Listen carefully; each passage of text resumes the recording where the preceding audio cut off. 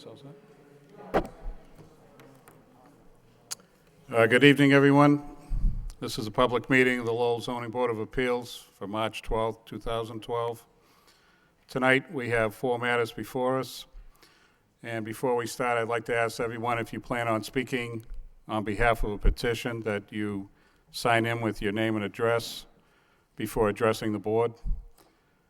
First matter before us is a continuance, ZB 2011-50, and the petition is a special permit under telecommunications.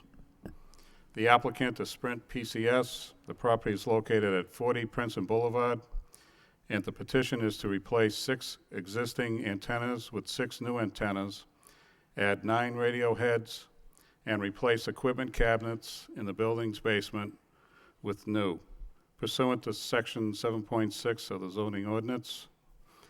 Can I have a representative of Sprint PCS, please? Yes. Morning, sir. Good evening, guess Eric that, Callio with Sprint Spectrum. It's Callio? Yes. Okay. So, Mr. Callio, I guess at our last meeting, you presented some new documents which the board accepted, and we also talked about the posting of the signage at the property. That is correct. Yep. And it's my understanding a sign was posted? That's right. Okay. So do you have any new updates for tonight? That's pretty much it. The sign was posted 2 weeks prior to the hearing. I notified the board, and I don't have any new information to offer. Okay. Okay. Before I proceed any further, is there any comments yet from any of the board members? Nope. Okay, so hearing none. Before we start, for people, I'm sorry. Where it was or when it was put up, or if it was somehow removed, vandalism or whatnot, but if you have any clarifying information, I just didn't see it. I went by the site the other day. The sign was posted on Monday, February 27th on the front lawn of the church per the city guidelines, and I took a picture and submitted it to the board secretary. Yep. Kevin, I actually had a discussion with Mr. Janowitz about that, and he did receive the photo from the petition. Yep. Yep, thank you. Okay. So proceeding ahead, we're going to entertain anyone who'd like to speak in favor of this petition. In favor? In favor? Hearing none, that portion of the public hearing is closed. Anyone like to speak in opposition? In opposition? Opposition? Yes, sir.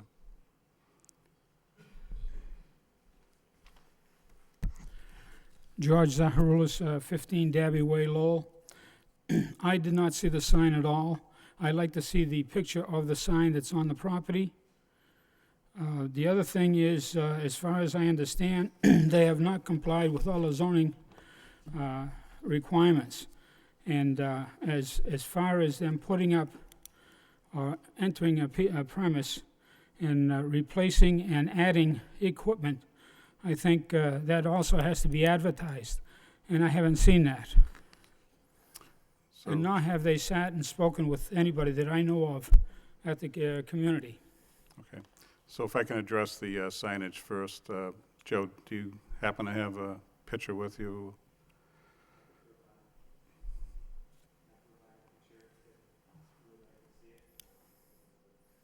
Printed out. The petition was advertised in the paper as well, met notification requirements in that, and the abutter notification within 300 feet was met as well. Well, I'd still like to see the signage. Working, I'm sorry. Okay. If you I'm could, not going to accept a picture from him. I'll accept it from the planning department and the zoning board of appeals. Okay.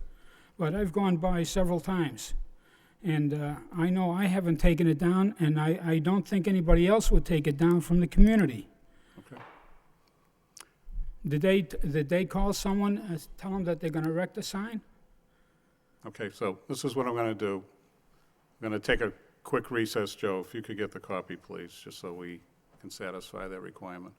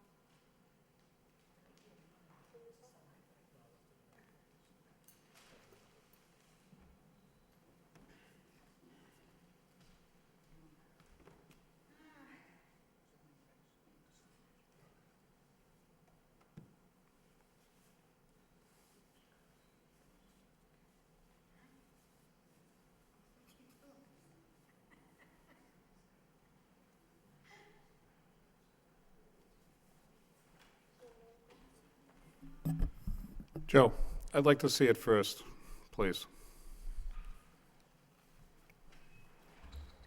Thank you.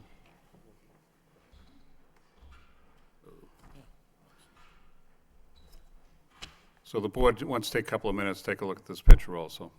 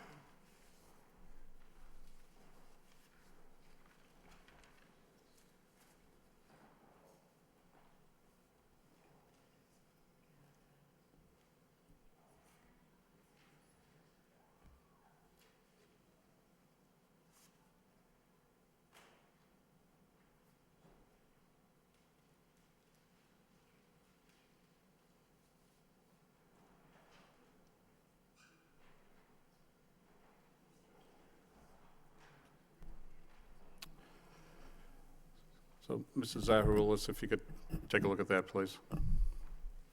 Thank you.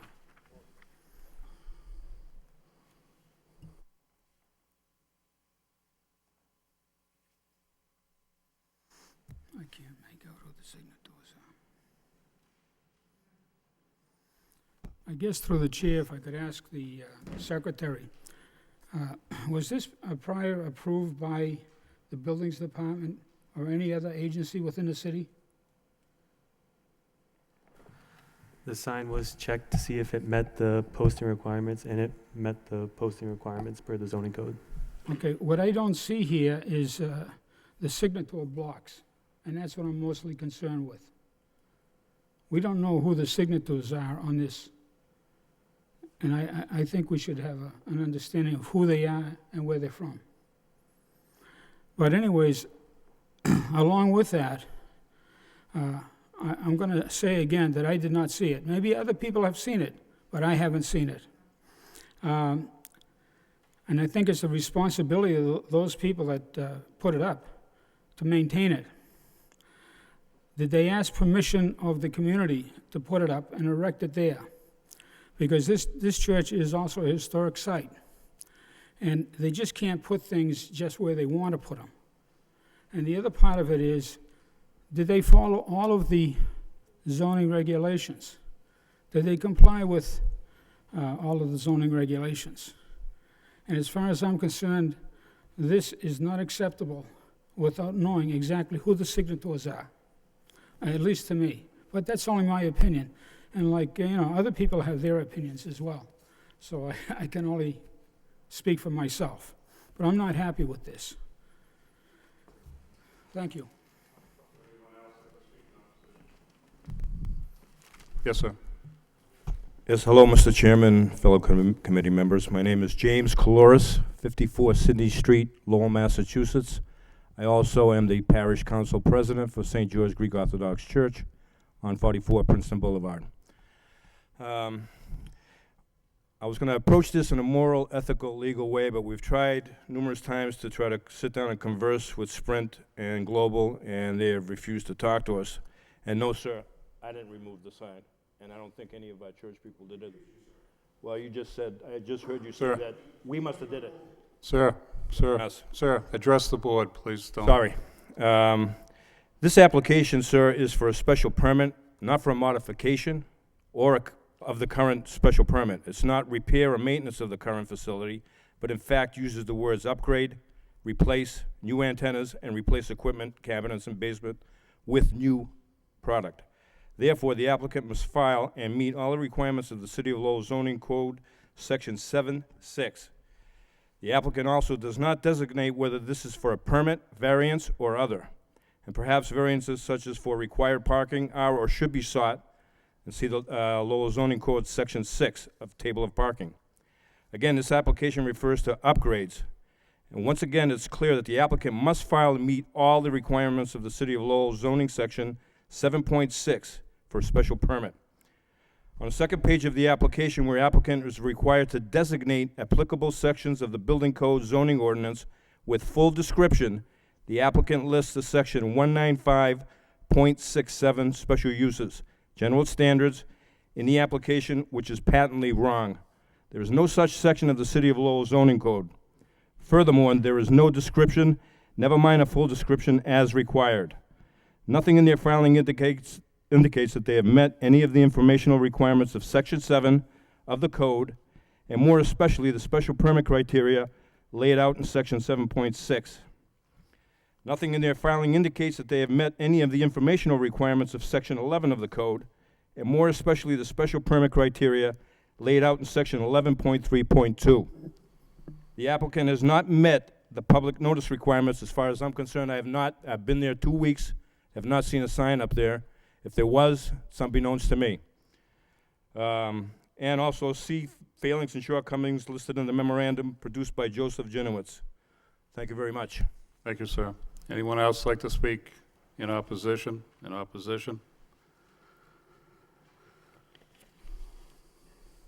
Yes, sir. My name is Father Ernest Anastasius Coloris. I live on 7 Kybird Drive in North Chelmsford, Massachusetts. I have been the parish priest for the past 10 years at the St. George Greek community, and I take offense to the fact that Sprint has been utilizing our facilities without rightfully and faithfully compensating our church for the use of the tower. They have also requested that we maintain the tower in good condition, and it has cost our church thousands of dollars to do that on a monthly and yearly basis. The contract that was made up was put together by corporate lawyers about 12 years ago before I came to the church, and I think it was an unethical contract that was put together to give one sum compensation to the church, which was stated in perpetuity, which would mean forever and ever. And our church is obligated now to maintain the tower in good condition, regardless of the thousands of dollars that it has cost us to maintain it. In good faith, we would like to request the Sprint Corporation to provide us at least with a monthly compensation of rental fee for the tower. And I think that they should do that because they do it with other towers that they use in the city of Lowell and throughout the area. In doing so, I think they should do this in good faith and assist our parish in providing and paying the expenses that we have for our church. Thank you very much. Thank you, sir. Anyone else like to speak in opposition?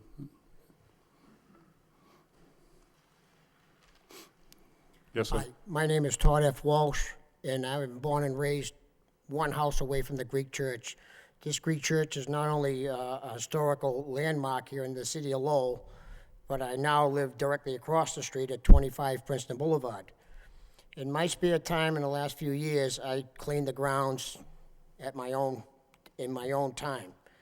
I just came aware of the situation here with Sprint and getting these 28 signatures here, just asking all my neighbors and everybody up Princeton Boulevard and Canton Street, Stevens Street, numerous problems with Sprint. And also in yesterday's newspaper, I know Sprint is also in another situation just down the road on Westford Street. Now, just living across the street, nobody in the neighborhood was aware of any of this that's going on up in this tower. And I can tell you that the Greek Orthodox Church, as the father just said, has spent thousands and thousands of dollars just fixing the brick up and mortaring and painting it and you name it. I think it's an insult to all of us that just live in the community, which is basically a lot of apartment buildings and several little kids.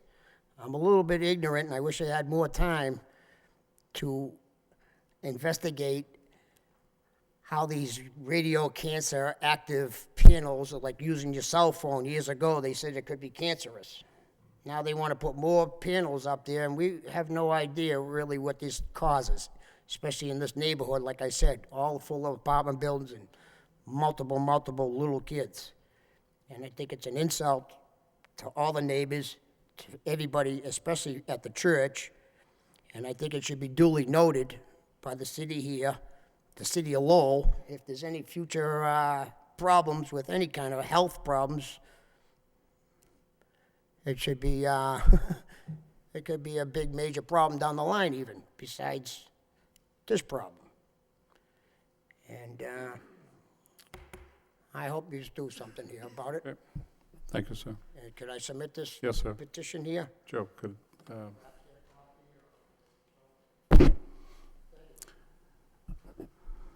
okay, anyone else like to speak in opposition? Yes, sir.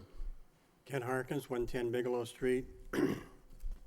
I have a little difficulty in when they say they put a sign up. I'm the guy that cleans the church every Wednesday. I never saw a sign. He says he put it up. Maybe he did. But I cleaned the church. I never saw the sign. They haven't complied with any part of what they got to do when they got to do new construction there, basically. The sign they're talking about should have been put up 14 days prior to the first meeting. Putting it up now is too late. We need to go back, postpone it, make them put that sign up for 14 days, then we come back in here and we talk about it. They didn't comply with the regulations and the rules set down by the city when we first started.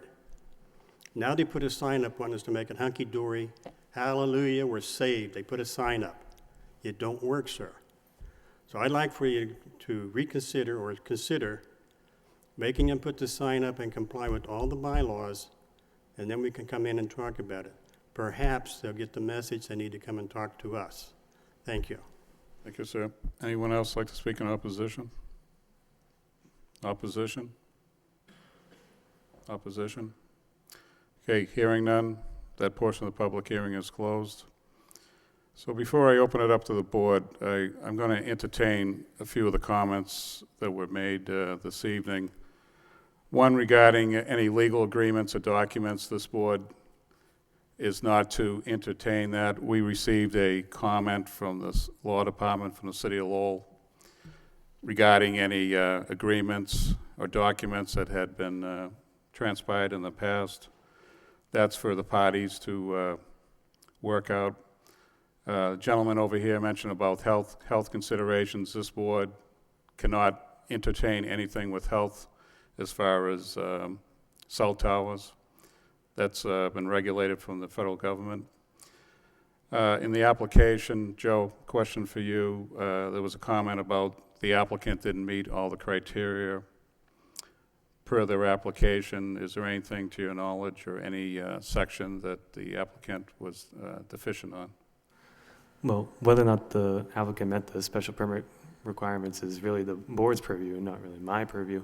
Okay. In terms of the submission requirements, the applicant provided the application filled out, he provided a narrative with it, provided plans with the application filled out, and met the notification requirements. Right. Yeah, and what I had written down, so if it wasn't clear, I was talking about the application itself. The petitioner did meet all the submittal requirements, documents that are required in order to file the application. As far as I could tell, yes. Okay, thank you. And then the last comment was about the sign itself. At our last meeting, a couple of things came up. One was Sprint provided some new documents to this board, which we had never seen before. That's why we asked for a continuance. We also asked for the continuance because of the posting of the sign had not been put up. That's another reason why. And in regards to the sign itself, DPD had received from the applicant, again, the date on it, Joe, is, since I don't have it in front of me. It was February 27th, exactly 2 weeks from Yep. the date. So at that time, a sign was posted, and looking at the sign, I'll just speak for myself, it looks like it was posted on the, as you look at the front of the building on the right-hand corner. Why the sign is not there now, I can't speak to that, and I think Kevin's comment was the same I had. I didn't see the sign even as late as yesterday. So if the sign was there and now it's missing, I don't know how we handle that. And I can't have this board decide if there's a sign or no sign, why it's not there, and yet it was posted, so. But the requirement is for posting 14 days prior to. And I also believe, and Joe, you can correct me, that the legal notices had all gone out in a timely fashion, correct? Correct. Okay. So at this point, I'm going to open it up to the board. Dennis? Through you, Mr. Chairman. I have a question, Joe, on the application that was brought up that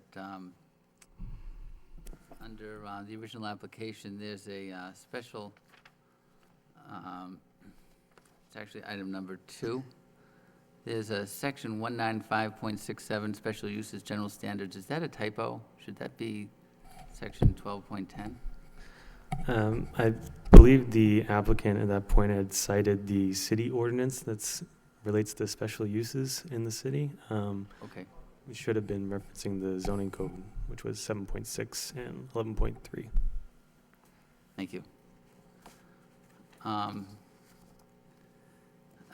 think that it's important for the church to be able to maintain that tower, and especially where it's a historic building, I think it's important that the tower does get addressed. And I think that the church should be applauded for making every effort to do so, and I think it's commended that you've been maintaining it. I think that Sprint's done a wonderful job of handling the installation of the antennas in a church tower. And I think that it really speaks well of Sprint to find a church tower to do it in, so that it has the impact on the aesthetics of the neighborhood that's minimized. And I just wish there was a way to go forward that everyone would be happy about this, but I think that right now, the way things stand, it's a worthy application. Thank you. Thank you, Dennis. Kevin? Through you, Mr. Chairman, I agree with Dennis. I think it's an unfortunate circumstance because I believe the church is aggrieved a little bit at this situation, but I believe their grievance is more with Unison at this point. It looks to me, looking at the documents, that their rights were signed over to Unison, and they aren't living up to that, but I think Sprint is living up to their portion of the agreement. So, in my opinion, I would like to see something happen, whether Sprint can go by their original agreement and work directly with the church as far as helping maintain the tower itself and the cost of doing so, I think would be a righteous thing to do. I haven't seen anybody from Unison at this meeting and where they stand on it and what the problems are between the church and that facility management company, but obviously there's something going on there that really doesn't reflect on the board, but it's an unfortunate circumstance that is pulling this otherwise good project down between two unfortunate parties that shouldn't be part of it. Thank you. Thank you, Kevin. Gary? Thank you. Through you, Mr. Chairman. In light of the correspondence we received today from the legal department, and just reviewing this document tonight, it appears as though there is an imbalance between the two parties that is contractual. However, it is not within our purview to discuss or involve ourselves in that contract or that dispute. As it relates to the sign itself,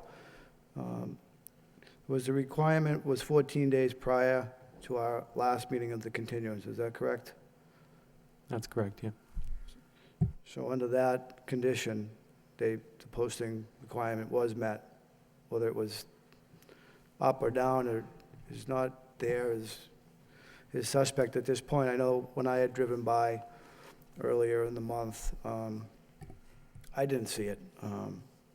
However, public notification was made, and you do have a photograph that was submitted to you. So, as it relates to the maintenance and the condition of the steeple and what the applicant is required to do in itself is again, it's contractual. So I think moving forward, first and foremost, getting them information in timely manner for review is important, and remaining in unison with what we need to do as a board is to look at the regulations and move forward in that light.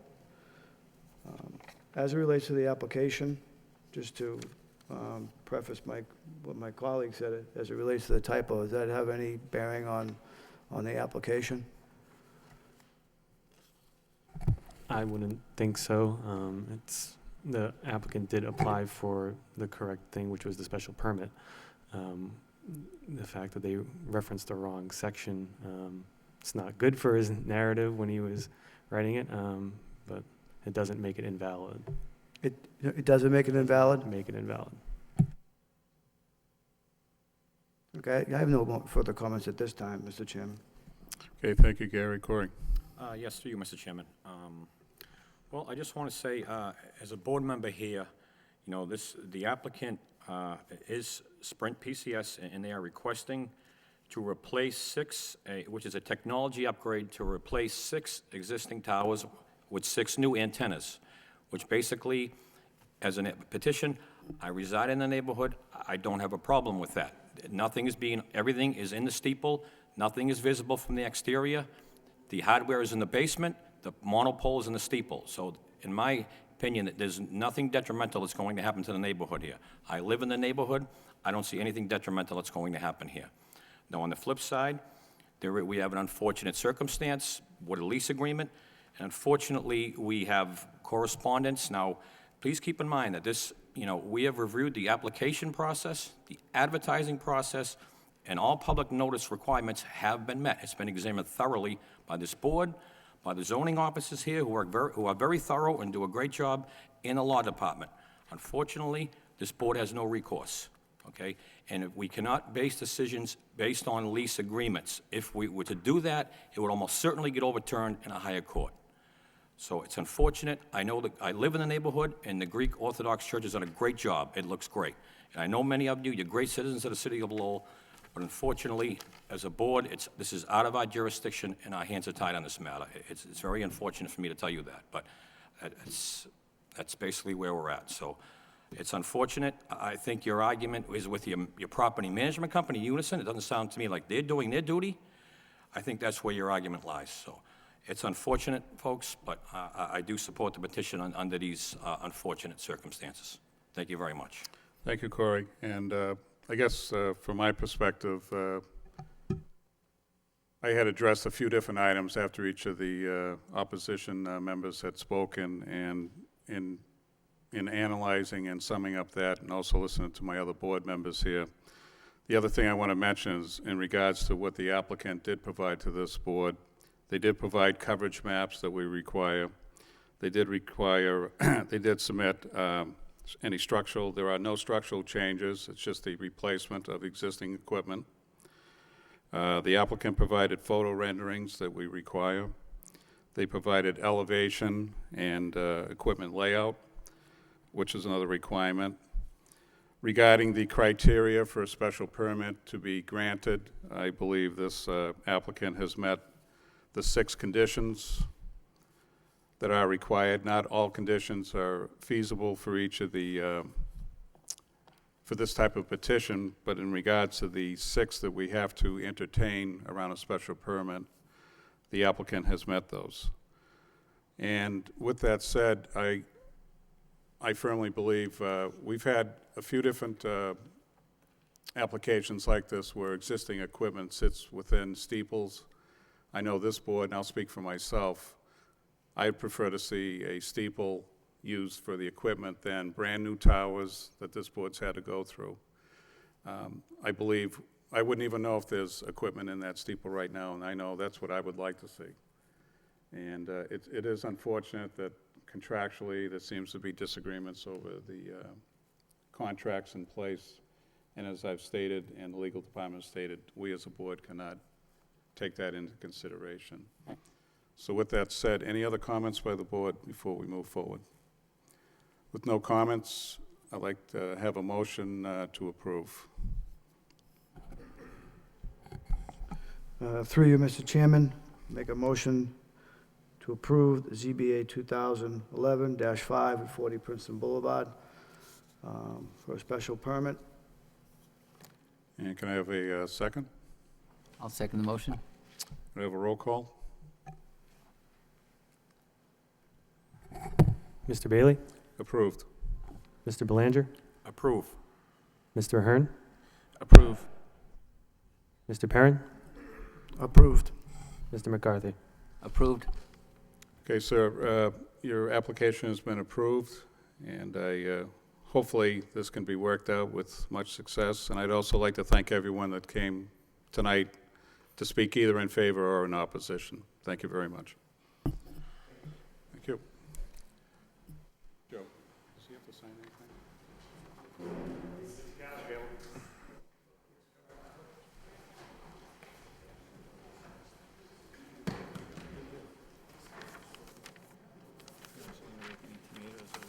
What am I saying?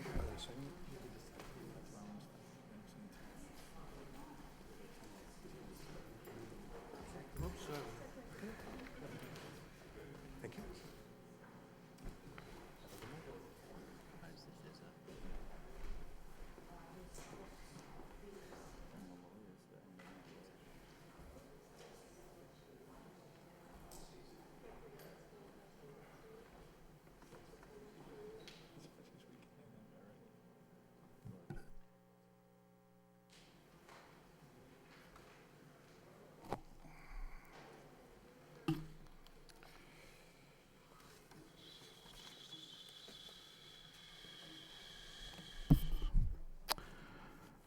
Okay, next matter before us is under new business. This is ZB 2012-2. The petition is a special permit.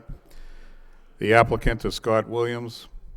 The property is located at 850 Lawrence Street, and the petition is to utilize currently vacant space as a dog training facility pursuant to Article 12, Table of Uses of the zoning ordinance.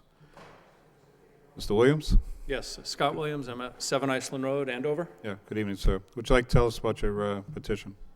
Yes, I presently have a dog training business in Andover. People come for classes. It's mainly private, one-on-one type scenarios. And it's a pretty small area that I'm at now. I've been there for over a year. Close.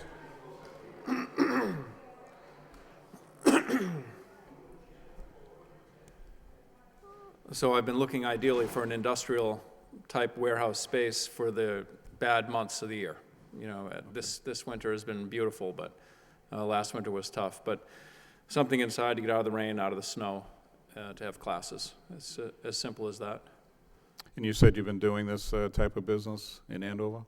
Yes. Yep. How many years' experience do you have doing this? I've been doing this for 12 years now. I was started out in Los Angeles and still have a small business doing in-home classes there with people. I have a trainer that still works there. Yep. And I've been here doing it. I rented a house in Boxford because there's no zoning laws over there, or it's agriculturally zoned. So I was able to run the business out of the house legitimately. But there was no outbuilding on that property, so the weather became an issue. So then I rented the place in Andover because of the weather. I would like to expand into a larger indoor facility. This square footage of the space in question is about 3,300 square feet. So it's big enough to have some small classes and even have a couple of different things going on at the same time. As far as, do you have questions for me that I can answer? Yeah, Okay. I'll let you just keep going, and then I'll ask. What I did not apply for and what I'm not interested in is like a boarding facility where dogs are there overnight. Sure. It's just, it's a lot of hassle, and I'm just not really interested in that type of a business. It's more people come and then they take their dog and go. Or they might leave the dog with me for the afternoon. I would train the dog, they'd pick it up maybe at best. But at the end of the day, everybody goes home and the building would be empty. Okay. As far as hours of operation, what are you looking at for that? Well, I'm trying to be as flexible as possible for the public.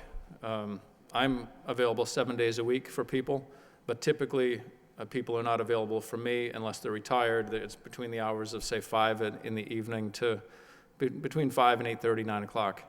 That's when people get home, they have dinner, maybe they'll grab their dog, go to a class, and then definitely the weekends are my busiest time. Okay. Saturdays, Sundays. Okay. And how many dogs would be, at one time, what would be the maximum number of dogs in the facility? I would say probably 6 to 8 if I was going to do a group class type setting. Maybe it would be, that would probably be max. More than that would just be. And besides yourself, how many other employees would be there? Well, I have a partner who's with me tonight, Jess Ritchie, and we're going to be doing this business together. I do not plan on hiring anybody. Okay. I can get quite a bit done by myself. So as far as, so it's basically, is it a drop, would you consider it more of a drop-off type of service with the dogs, or do people? No, it would be primarily people coming to do classes with me because the dogs are easy, the people take a long time to teach. Okay, maybe I wasn't listening. I thought you said you dropped them off and they went off for a bite or something. I would certainly do that for people if they wanted to do that, drop the dog off in the afternoon, pick them up a little bit later. Sure. But ideally, the people need the training a lot more than the dogs. Okay. Did you get a chance to look through any of the comments that the city had on the operation? Yes. Okay. Regarding the parking, obviously, I've taken a couple of rides down that way. I know there's parking, but really, as far as striping, I believe we got a letter from the landlord. Yes.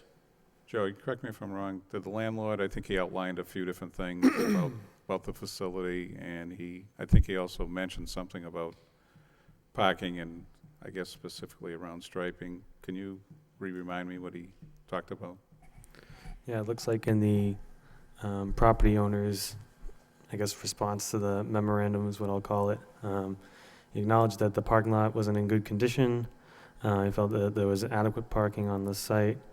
Didn't think that the lack of striping would be a problem. And he stated that once sufficient tenants are secured, we plan to repave and stripe the lot. So if you're entering the facility, Mhm. where would your parking ideally be?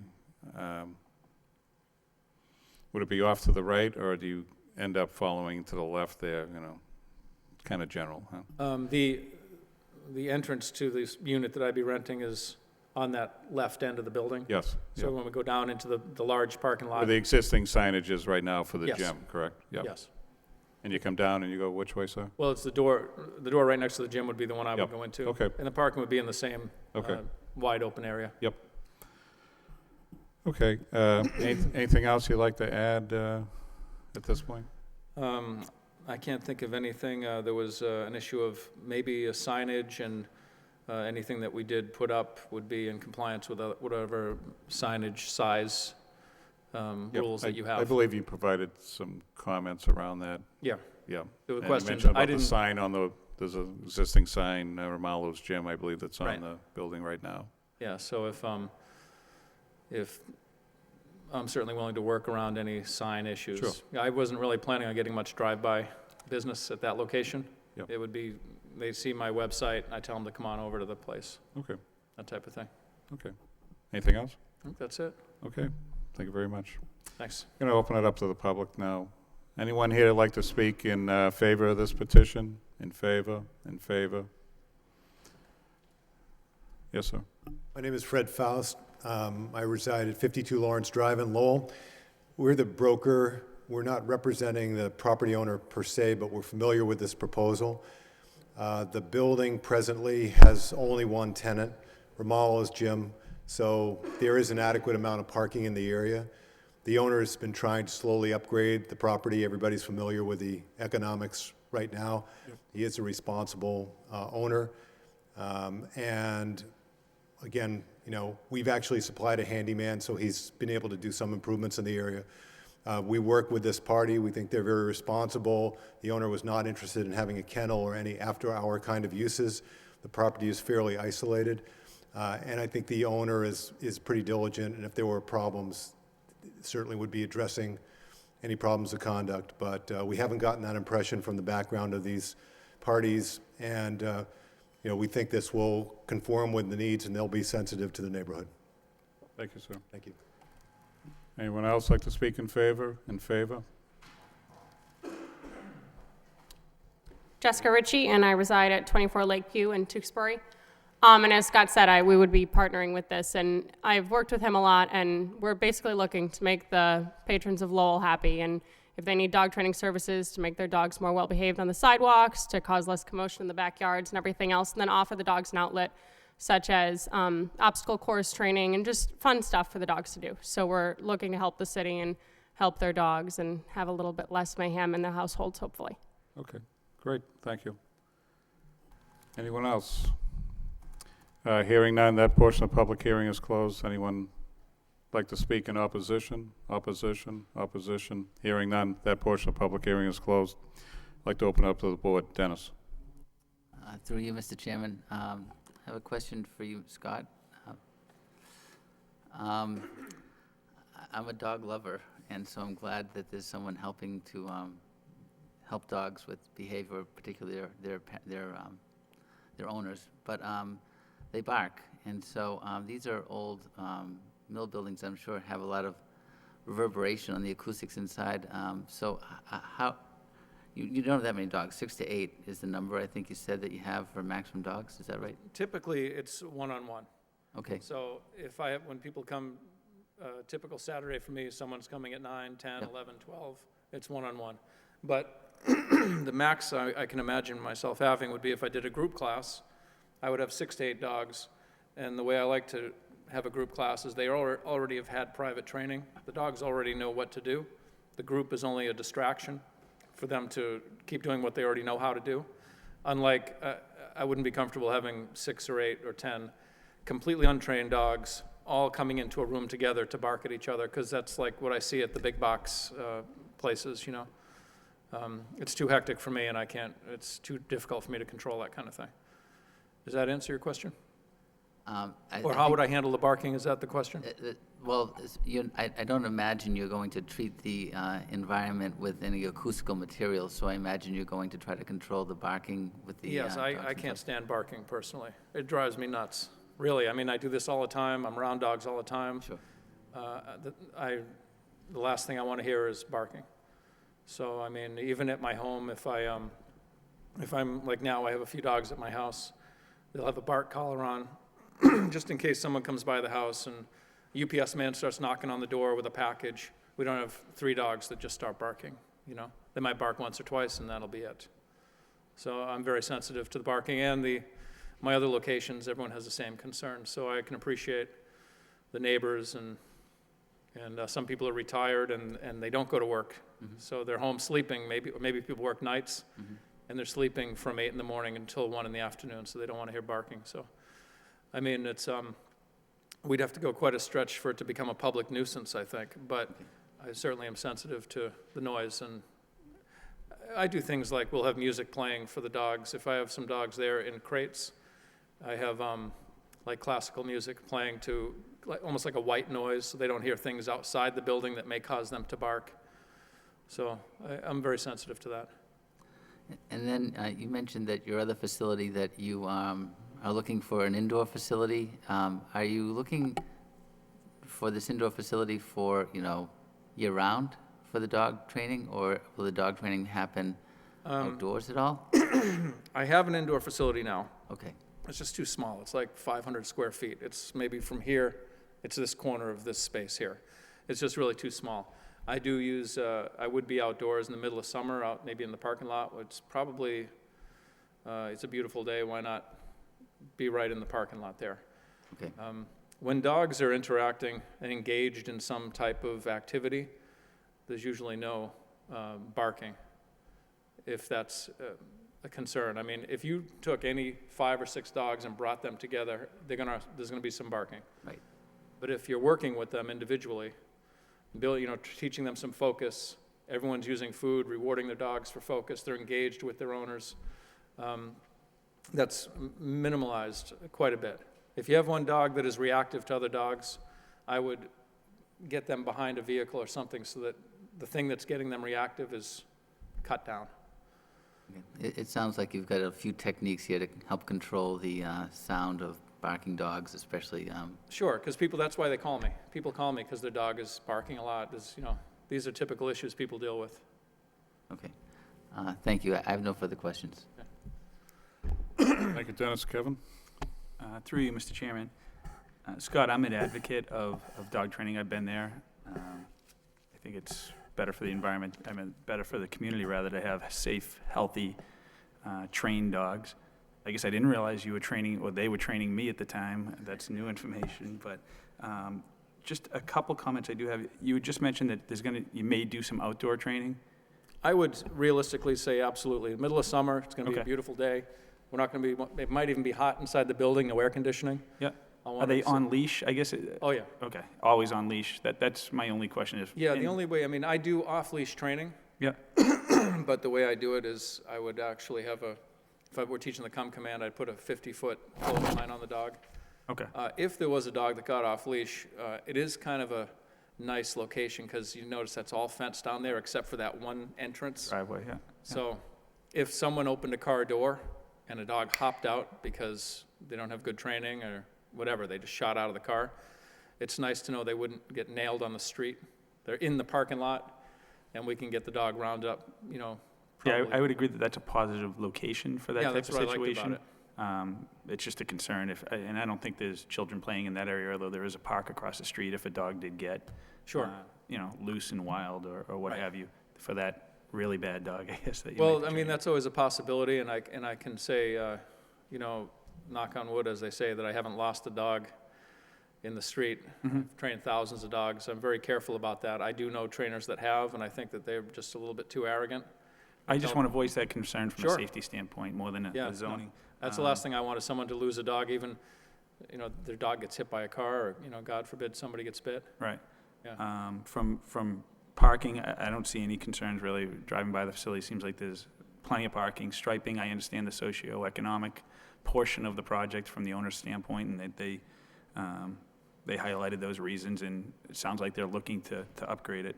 Are you going to be doing any upgrades of your space as far as the facility? I'm going to put down some foam rubber tiles on the inside. Okay. That was just safety-wise. I'm Yeah. assuming it's So somewhat that's not, because dilapidated. dogs can, you know, To tear wood their floors ACLs and just like people. They can really hurt themselves on a Right. slick floor. Okay. So we have these, they're kind of like gym mat tiles that you interlocking, put on the whole floor. Yeah. Probably would paint the walls depending on what it looked like. Okay. So just more safety, cosmetic type of Yeah. cleanup. Yeah, I don't have any build out in mind Okay. for the interior. I'd like it to be open space. Okay, those are my questions. I think it's a good proposal, and I wish you luck with it. Thank you. Okay. Thank you, Kevin. Gary? Through you, Mr. Chairman, to the applicant, as it relates to, in our package, we received comments as it relates to signage. You may note that at this time, you don't have any plans or desire to put up any signs? No, I do have desire to put up signs. Outside of the curbing signs, you're gonna put up a sign to name your business, correct? Yes. Okay. But I haven't gone so far as to have a sign made, or, I mean, I would work as far as dimensionally within the To submit confines that. of whatever the city typically works with. Yeah, just so you're aware, in our package, it says that you had not submitted for that, so that, just moving forward, that you are aware to submit those proper documents to the planning department for approval. I think it's a wonderful project. I think, utilizing that facility, training dogs, perhaps, my next roundabout, you'll see me. I should have probably gone, as Kevin said. I did notice on the side of the building that you're going to use for curbing the dogs. Is that going to be separated somehow? From where? From the driveway, or? No, just, it appears as though, I did receive, some photo simulations. It appears as though are you just going to use one particular area for curbing the dogs? That's what I had in mind. We could put a Yeah, post try to. with the poop bags. You can take bags Yeah. off of yeah. Okay. Okay, I think it's a great project. I wish you well with it. Thanks. That was my only question, because I did receive several photo sims. I was just kind of curious if you were going to set up that, and I do see that now, so. Okay. Do you plan on, in the future at all, just to clarify for the record, as it relates to guard dogs, you do any type of training with guard dogs, police dogs? I've worked with several police departments, but I've not wanted that to cross over into my professional pet dog training. Okay. I just don't like the liability aspect of it. Usually when people call me about wanting a guard dog or an attack dog, they're the least qualified person to have one. They just don't need one. Most people don't need a dog that bites people. When I've worked with police departments, I go to their locations, put on a suit, have their dogs biting me and that kind of stuff. Right. But I really don't work with the public with that kind of stuff. I just don't, it's just not something I'm interested in. I just think the liability is too high. I mean, I have dogs that, I do all kinds of training with, and if someone broke into my house, the last thing I would do is, I would probably take care of the people myself before I got my dog in harm's way. But I guess I think usually people that do want that kind of thing probably have had some type of real traumatic, violent criminal assault on them or something, and that's why they feel a need. And usually I think just a dog that barks would be a good enough deterrent. Okay, thank you. I wish you Yeah. well. Okay, thanks. Thank you, Gary. Corey? Yes, to you, Mr. Chairman. I do have a few questions. For starters, I think there's certainly a need for something like this within the city. You have a few things that bode well in your favor, in my opinion. You know, it's a little ways off the street. It's enclosed, fenced in for the most part, and there's no residential in the building. However, we do have, you know, residential across the street. So I think although a few of those things work in your favor, and again, I think we do need something like this within the city. But being a dog business, what is your plan for dog waste, may I ask? You mean the poop bags, whatever we do pick up? Yes. It would be taken away. There was talk about putting a dumpster on the property. Okay. It would have to be removed from the property, obviously. And I would have a trash can there, and everyone can put their bags into the trash can, and probably once a week we'd remove that big trash bag. The can would be removed from the property. If there's a dumpster there, then it'll go in the dumpster, it'll go out with trash. If not, it'll just be removed by me. Okay, now, do the dogs, are they gonna go outside at any point during training at all, for fresh air or whatnot, out of curiosity? Well, the classes usually are only, they're an hour, and out of the hour, really the dog may work for 35 or 40 minutes. Okay, And then there's more review and talking about what the dog just did. okay, They usually get burnt out. The dogs can't really handle long periods of training.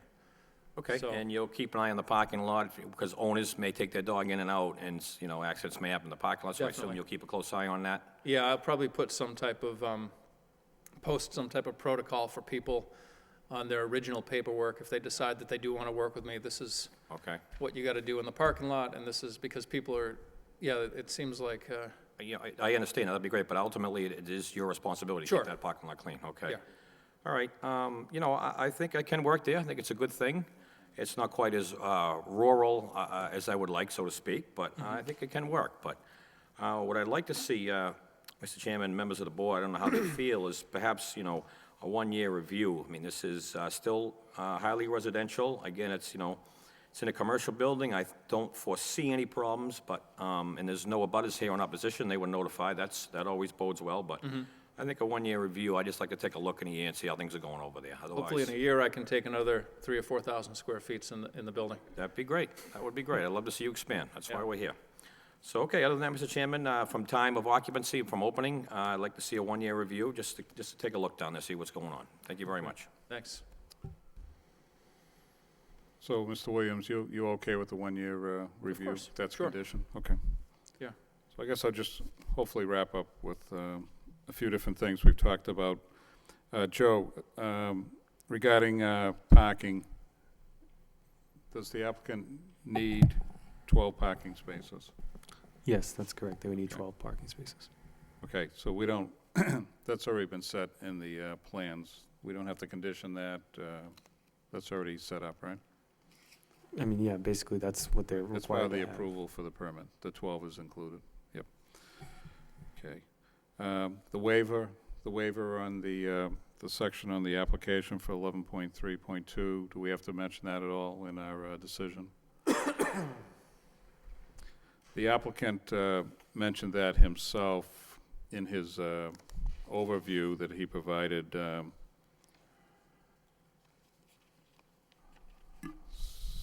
So, based on past practice, I just want to ask the question, do we need to have that part of the decision? Yeah, any kind of waiver should be part of a motion made by the board.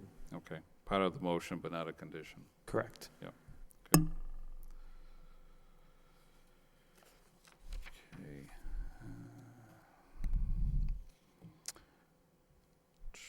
The city engineer's office regarding, again, the dog waste we've been speaking about a couple of times, talking about relationship to the Concord River. If I understand correctly, you're talking about either having trash cans or some type of area, I guess it'd be to the left of the doors, right? Yeah, if In you're other looking at words- the building from the parking lot, actually, yeah. Yeah, which is heading towards the river there. Joe, do you see any issues with the area that the applicant wants to use, that the city engineer would have any problem with that? Excuse me, if you're looking at the building, it would be to the right. Be Okay, between moving the up. street and the building, not between the building and the river. Okay, well, you just answered my question. Okay. Okay. Forget about that, Joe. And as far as, I guess back Joe, a question to you. Anytime we get the signage, the applicant can have to come back before us with his signage, or is there anything that we can take into consideration tonight? That would depend on the sign application package. If there was something like illumination that was part of the package, it would have to come back before the board. If there was any excess in size due to size requirements, it would have to come back before the board. Right, but it sounds like the applicant said he's kind of willing to work formulating what he within wants the to do with guidelines, the sure. sign. So we're not entertaining anything about signage tonight, correct? Correct. Okay. You understand that, sir? Yes. Okay. If I So- may, Mr. Chairman, the signage I put in there was more about any kind of, I guess, directional signage, since it mentioned a curbing process, but it was kind of unclear if it was going to be saying like, dog pickup over here or cars this way or something like that. Yep. Okay. All right. Curbing, signage. Okay. Okay, I think based on everything that's been said tonight, both by individuals here in support of the petition, also the comments from the board, I think obviously this is a new and different endeavor in the city, which I think we're all looking for. It'd be nice to have another occupant in that building, obviously. Hopefully there's no bouts at night between Romalo's guys and your dogs, so, there's some tough guys in Romalo's gym, so. With that said, I'm also in favor of the petition. So as far as a motion, in the motion, we need to speak, as part of the motion, we'll have a waiver of the application for section 11.3.2. And I believe Corey asked for a condition for a one-year review. Were there any other conditions anybody else had? I don't believe so, right? Okay, Ms. Clerk. Through you, Mr. Chairman. ZBA 2012-2 at 850 Lawrence Street. Make a motion to approve application, the waiver for the application for 11.3.2 be approved, and as a condition, a one-year review for the special permit for the business. Can I have a second? Second. Have a roll call?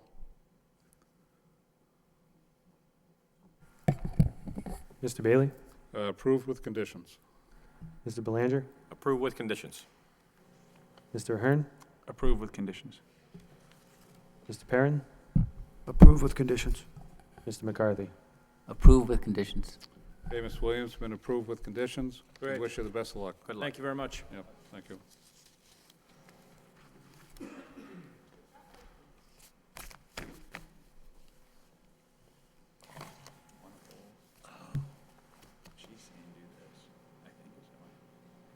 think you're right.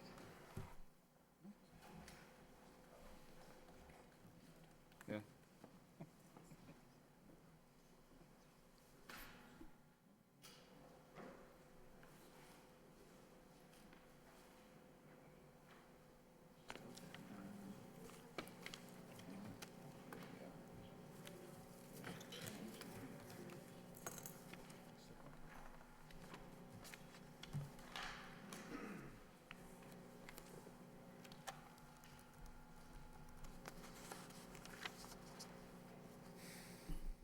Okay, the next matter before the board is ZB 2012-3, petition is a special permit for signs.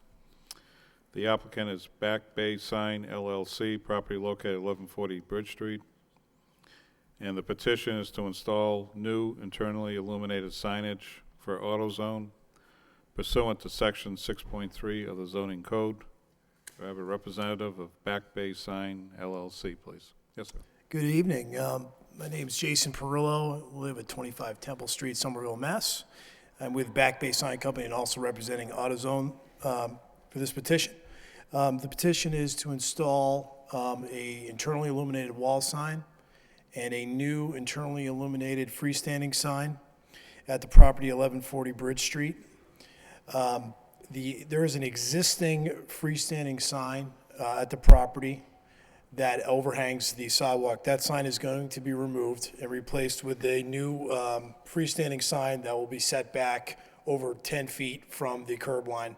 They're going to take up one of the parking spots in order for that sign to be set back. Both of these signs conform to the sign bylaw as far as dimension, and we are here this evening for the internal illumination of the two signs. So based on the existing freestanding sign, as far as the dimensions of the new sign, is it a larger sign? Can you explain that, please? The proposed sign is 2'9" by 10'10", so it's 30 square feet. The existing sign is actually larger. It's 73 inches by 60.5 inches, so it actually is large. It's actually slightly larger as far as square footage. It's a different shape, though. The existing sign's a square. This is a rectangle. Yep. Okay. And the height is the height? 20 feet. Okay. The existing sign? Is also 20. 20 feet. Okay. One more thing I should add is that there was a previous special permit granted for this property for CVS that the sign shut off at 10 p.m. and will comply with that condition also. What will the hours of operation be? If the ordinance allows it to turn on at 6 a.m., I don't know if it's 6 a.m. or 7 a.m., but we can conform to the ordinance as far as shut on time or turn on time, and then we'll shut it off at 10 p.m. Yep. And I probably shouldn't have asked you the question about hours of operation. They do. I think they do open at 6 a.m. So we'd like to have it the signs operate between 6 a.m. and 10 a.m. 10 p.m. And as far as the signage on the building, can you explain that, please? Yep. It's a internally illuminated wall sign. Basically, there's like 4 sections of the sign. It's not, but it's mainly, it works as a cabinet. It's not really individual letters. So auto's one part, zone's one part, and then there's these dashes, and then there's a solid section. And that's a formed face, polycarbonate face on a cabinet with applied graphics. Okay. And then there's a mention of, I believe, a canopy. Is it a canopy or is it some type of overhang? Yeah, the planning department asked us just to give them a color rendering of the elevation, which we submitted. But this application is just the 2 signs. Just the 2 signs. Okay. So, Joe, can you help me out on one of my? I thought when I read through there was something about. I'm calling it a canopy, but. What I think Rachel is referring to is the facade along the building. I think from the rendering, it looked like there's the stripe that follows AutoZone is going to extend across the whole entire front of the building. Yeah. And I guess she was looking for a rendering of that. It was hard to tell from the original submission how far that stripe would go across. And the development, DPD wasn't really supportive of seeing it go across the entire facade, more so just in line with something that she provided. An example of it, a different AutoZone sign, location, excuse me.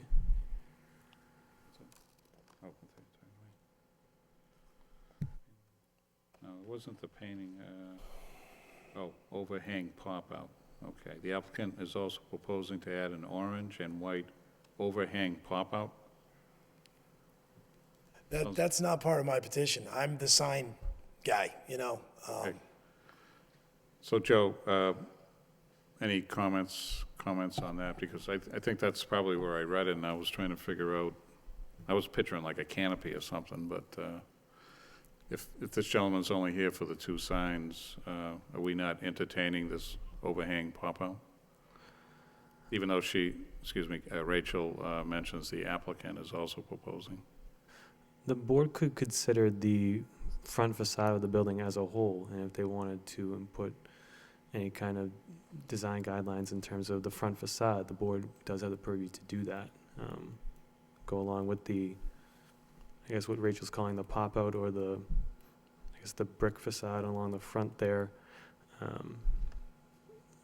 In general, it would not be totally aesthetically pleasing to see that entire section along the front painted. Be more so in line to keep it with what's existing.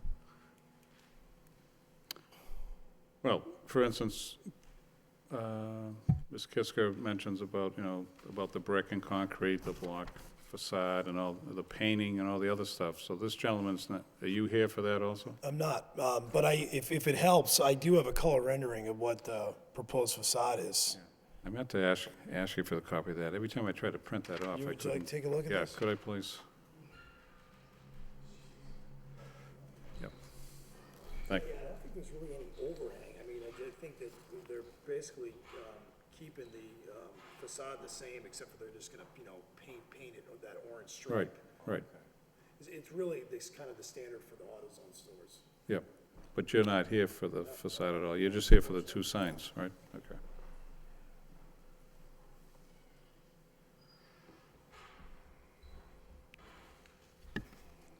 Okay, so I guess, Joe, I just want to make it clear, if this gentleman's only here for the two signs, we're only entertaining the two signs, is that correct?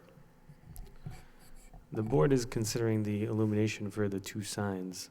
But the board has the purview to look at the entire facade as part of the sign going up on the building.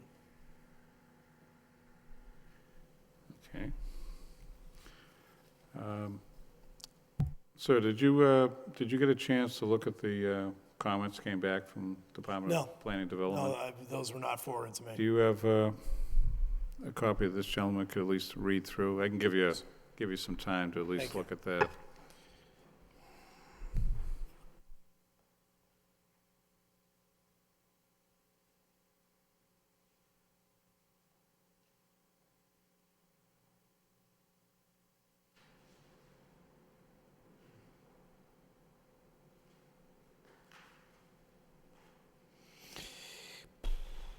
Yeah, I mean, I'm not in a position to address the facade design at all. Like I said, I'm just here for the internal illumination of the wall signs. Now, if this is going to prevent us from a decision tonight, one thing I do want to mention is they're trying to open this store, literally the second the signs go up, they're going to open the store. So any delay Right. is going to affect the opening date. But the other thing I wanted you to take a look at is there's comments around the signage itself. Okay. So if you could just reread those sections, the comments that are made. Yeah, I mean, the only thing I can speak to as far as is the comments as far as the signs. I know that like I mentioned before, CVS was granted a special permit for, or a condition that they shut the signs off at 10 PM. I think that was to address the neighborhood issues. There's also, a Walgreens right down the street. They have illuminated signs. These signs are no different than what CVS had. CVS had a freestanding 20-foot high internally illuminated sign. We're asking for the same thing. CVS had internally illuminated signs on the building. We're asking for the same thing. We're asking for one free wall sign and one freestanding sign. That's it. We're not asking for multiple signs on the building. These signs are tasteful in nature. They're not overly bright. They're not shining a direct white light. The color's toned down because of the colors on the signs. So I can address that as far as the concern as far as this building being too bright. As far as the building being too bold and bright, I believe CVS was also a white facade. This is the same thing. I really don't think we're asking to change this site from what really very different from what it was before. Well, obviously, one of the comments is regarding not having a freestanding existing sign that's there. They want to go to a smaller monument style. Okay. I mean, I think this sign's an improvement actually over the sign that's there, because the sign that's there is very close to the street. It overhangs the sidewalk. We're going to actually eliminate one of the parking spots so that the sign can be set back further from the road. Yeah. So I think the sign is in keeping with the neighborhood, and it'll actually look better than what's there now. Yep. And I also know the comment is reduced size of the internally illuminated wall sign doesn't really designate size, it just says reduce the size. That particular, have you done other AutoZone locations? No, unfortunately, I'm not too familiar. Okay. I know that they have, this is pretty typical though, as far as what they have. I mean, you can actually see even in the picture that's there, we're asking basically for the same type of wall sign. Yep. That's in that picture. Okay. Anything else you'd like to add at this point? That's about it. Okay, thank you, sir. I'm going to open it up to the public right now. Anyone here would like to speak in favor of this petition? In favor? In favor? Hearing none, that portion of the public hearing is closed. Anyone here that'd like to speak in opposition? Opposition? Opposition? Hearing none, that portion of the public hearing is closed. I'd like to open it up to the board. Dennis? Through Mr. Chairman, I'd like to ask about the type of lighting that you're using to illuminate the sign. They're internal, so they're both basically cabinet signs, so it's internal fluorescent lamps. Do you have an option for using LED? Well, I think in this case, because they're cabinet signs, the lighting source is completely shielded, they would look the same, whether it be fluorescent or LED, because they're cabinet signs. They're not individual channel letters. I agree 100% that the aesthetics would be minimally different, but the usage of electricity would be reduced with LED, I believe. I can certainly suggest that and see if that's possible. But as the application is proposed now, they are fluorescent lamps.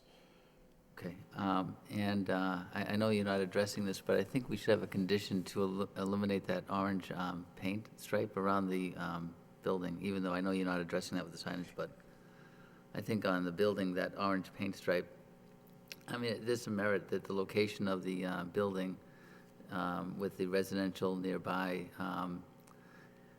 would make a strong impact on the neighborhood with that orange paint stripe, and so I think that it might make sense to have a condition for the approval. So, just, Dennis, just so I'm clear on this, so we're talking about that's being illuminated also, that strip?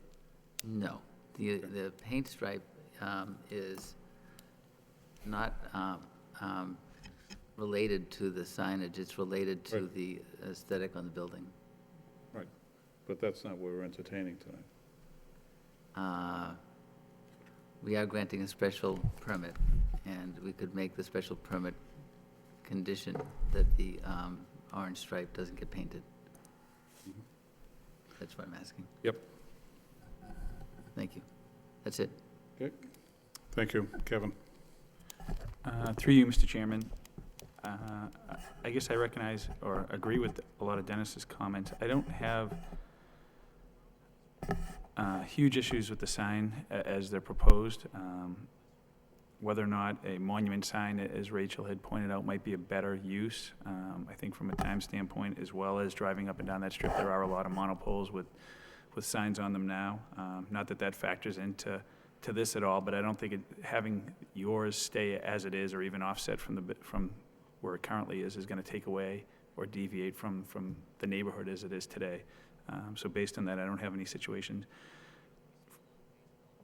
As an aside, that the paint scheme that they're coming up with, I think, is gaudy. I'd rather see it stay brick, and I know that doesn't fall into your jurisdiction, and I'd rather have it look more like the building that Rachel's shown with us as another AutoZone that's brick facade with the signs as is to bring whatever attraction is needed. I think would do plenty versus having gray, red, white, blue, 7 different colors on the exterior of a nice brick building. So those are my comments. Thank you. Thank you, Kevin. Gary? Through you, Mr. Chairman. As it relates to the, you mentioned the time, 6 a.m. to 10 p.m. Will this be a manually operated sign, or would Time it be, clock. would it be time clocked? Time clock, absolutely. Okay. I just want to clarify to Ms. Kitchener's comments of the overhang pop-out, so it's clear to me what she's referring to. Is she referring to the pop-out on the wall sign? Yeah, she's talking about the wall sign and the Okay. facade next to the wall sign. So if you have the rendering in front of you, Mhm. it would be this section over here. The orange stripe would go. So she's recommending to limit that. Is there any dimensional limit that she's requesting, or is that something that we would determine? It would be basically anything that's not part of the sign, so it would just It be, would just be it would be that far left-hand portion of the sign is what she's looking for? correct.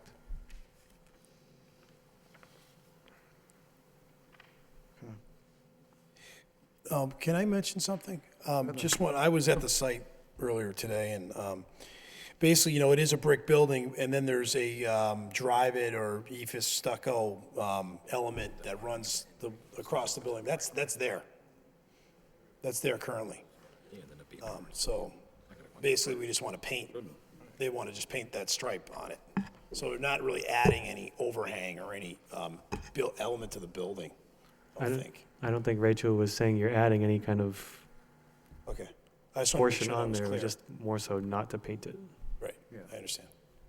Her comments were regarding eliminating the orange stripe on it itself.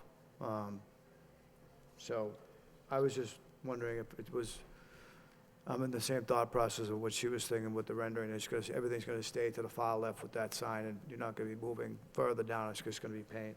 Right, just paint, yep. Okay, that clarifies my questions, Mr. Chairman. Thank you. Thank you. Corey? Through you, Mr. Chairman, I'm fine with the petition for the most part. After an investment like this, the business sees proper signage, and that's what we're here to do, support them. And it is a downgrade technically from the square footage from what's there now, if I understand, yeah. So I think I'm okay with that for the most part. And now the orange striping would be only on the, what is now a beige facade, with nothing on it, correct? So it's not gonna go into the brick by no stretch, right? Correct. It would, Absolutely. and it's not going to be illuminated, No. okay? I don't see that being a problem. If the other board members wanted the condition, I would go along with it, but I don't have a problem with it. I think it's far enough off the street where it's not gonna be a visual, jumping in your face type thing. But I think it's gonna look good, and that's the proper signage you need there to exceed and do well. So I do support it. Thank you very much. Thank you. Well, I guess, based on all the comments and all the questions, I'm in agreement with my board members. I believe the petition as presented appears, from my analysis, to be a good one. Regarding the wall signage, and I guess, Dennis, just to go back to your comment, were you asking to use LED? Was that your recommendation? That is my recommendation, because I think that at this stage, the LED has a lot of merit with saving on electrical use. Okay. We could make that a condition. Sure, yep. And I believe we've addressed everything there is to address regarding the two signs. We are not addressing anything to do with the block or the brick facade.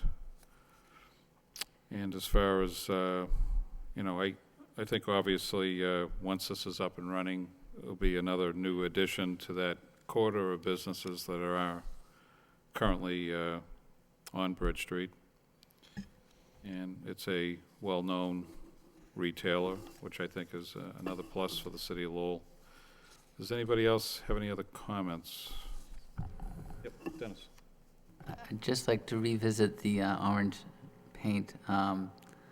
Across the street, the shopping area was recently upgraded, and I think a lot of attention was made to the aesthetics of that area to make it feel a little more fitting with that neighborhood in New England. And this AutoZone aesthetic is strictly a carbon copy of a prototype that could be anywhere and really has no merit with addressing the aesthetics of that area specifically. In addition, the orange stripe is more than just the white band that currently exists on that existing building. It would be adding a paint stripe that would be white around all four sides on the existing brick, and then adding a orange stripe on all four sides in addition to that existing ephes area. So that it really is a big change from what currently exists.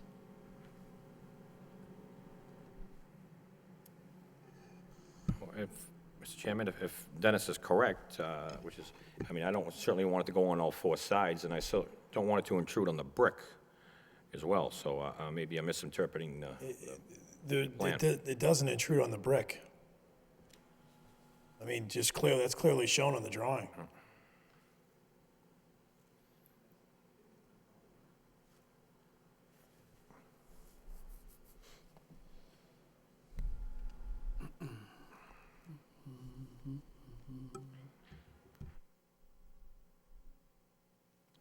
So again, I refer back to Rachel's comments. In addition to the signs, the applicant is proposing paint over existing brick and concrete block.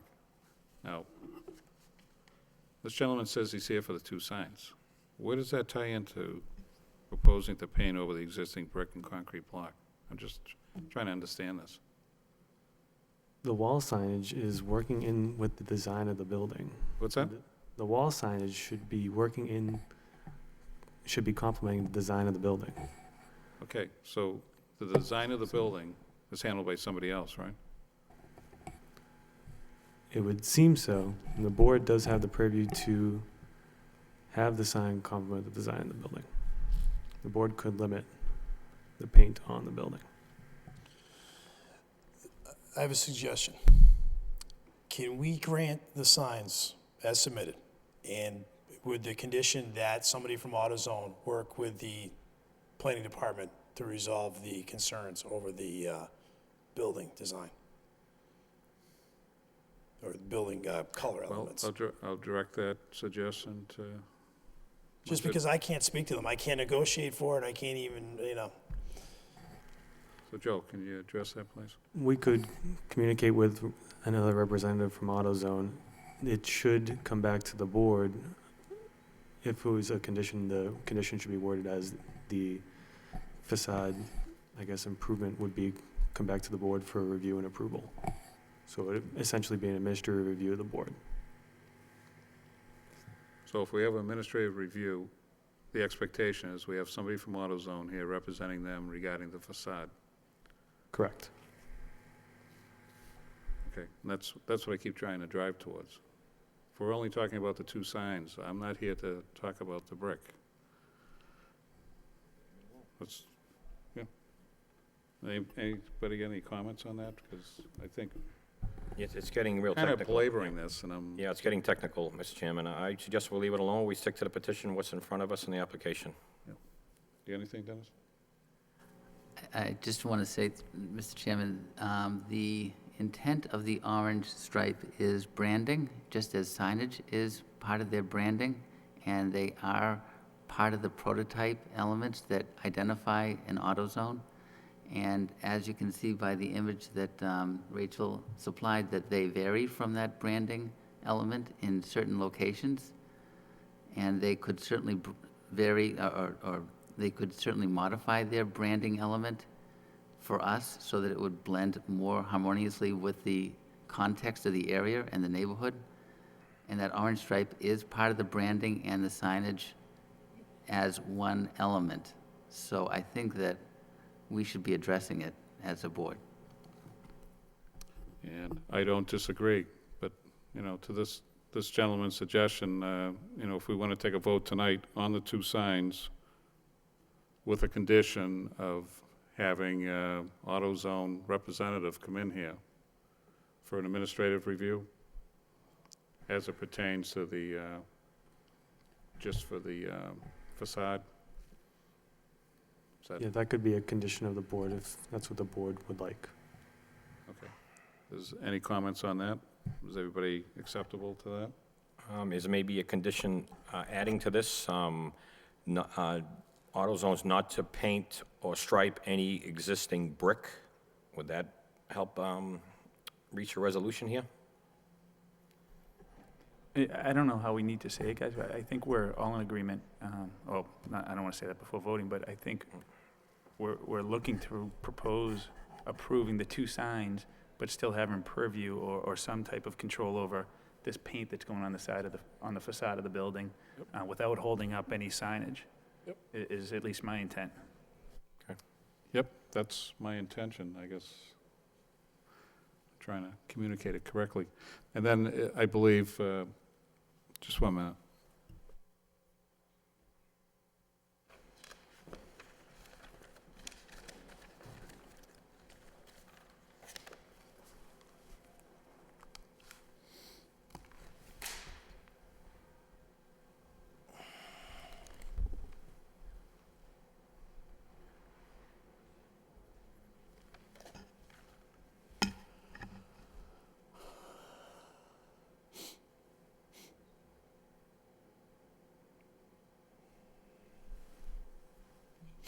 Okay, I was just checking to make sure we had all the conditions.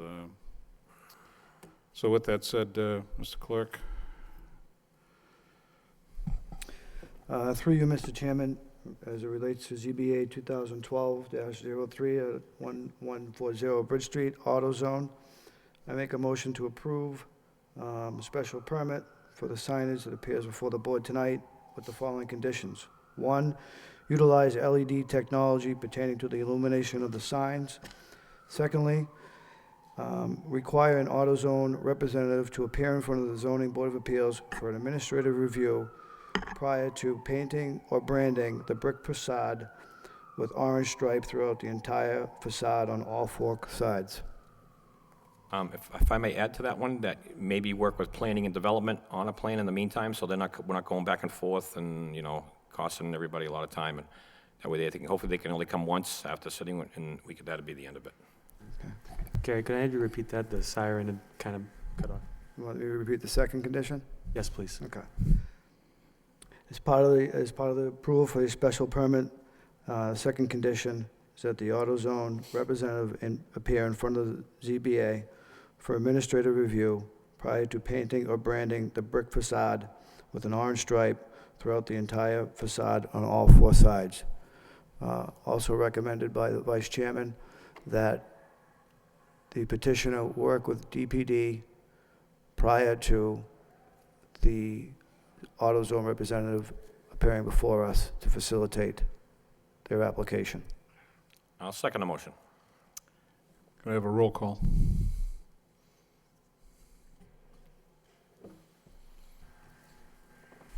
Mr. Bailey? Approved with conditions. Mr. Belanger? Approve with conditions. Mr. Ahern? Approve with conditions. Mr. Perrin? Approve with conditions. Mr. McCarthy? Approved with conditions. Okay, sir, been approved with conditions. Thank you very much. Hopefully we can work this out. Yep. Thank you.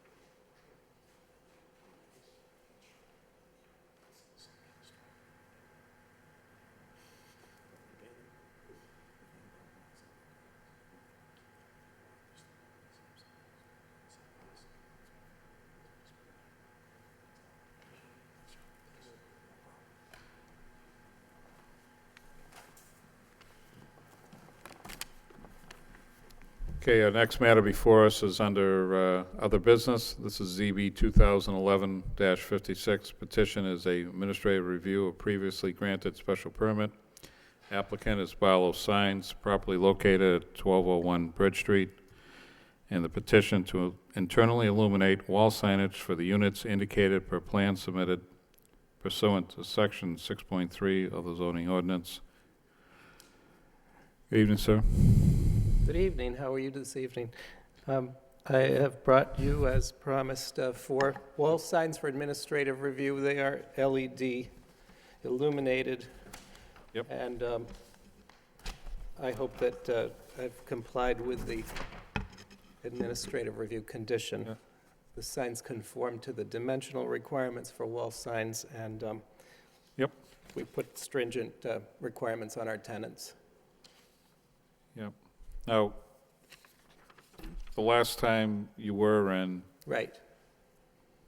You approved. had we seen any of the, You approved Town Line Laundry and the liquor Yeah, shop because they correct. were on the drawing. I've now brought you, and we didn't have signed leases when we were here for the approval, correct, but we brought you Pro Nails, Supercuts, Dr. Dental, and Olympia Sports. okay. And that would give us a total of 6 in the, Right, I'll be back once more. right. Is it a total of 10 if they're finally approved? There are 2 more on this facade, and then depending on who goes into Blockbuster's space, Yep. we'll have to look at that, given that Blockbuster had a special permit for internal illumination. We'll have to see what the new tenant has, Yep. but I'll gladly bring it in. Yep. Okay. Are any comments for any of the board members? Dennis? Sorry. Through you, Mr. Chairman. I just want to thank you for doing what you said you were going to do. You're welcome. And the signage looks like, you know, it was meant to be there, and using the right materials, and everything is blending as it should, and being very consistent and forming to the standards that you already set forth. So I Thank think you. that it's a great submission. Thank you.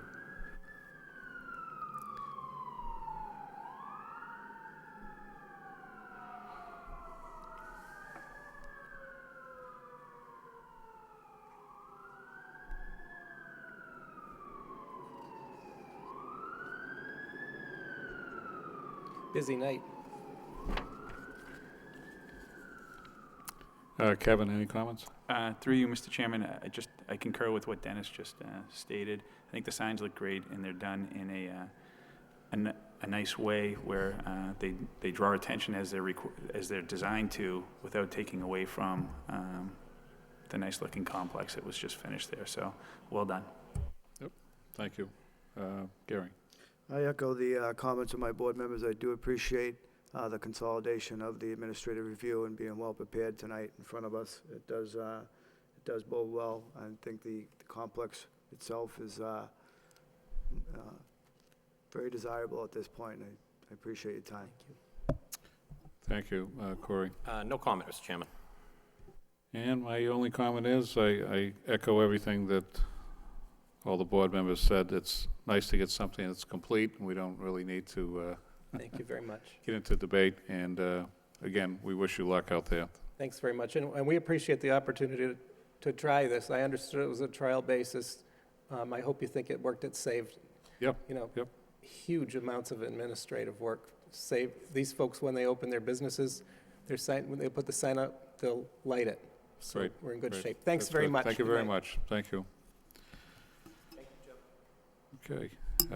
Next matter is approval of the minutes for February 27, 2012. Oh, it's just what we did.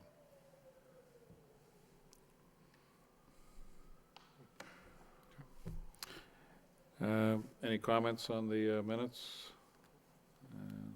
Mr. Clerk? I make a motion to approve the minutes. Do I have a second? Second.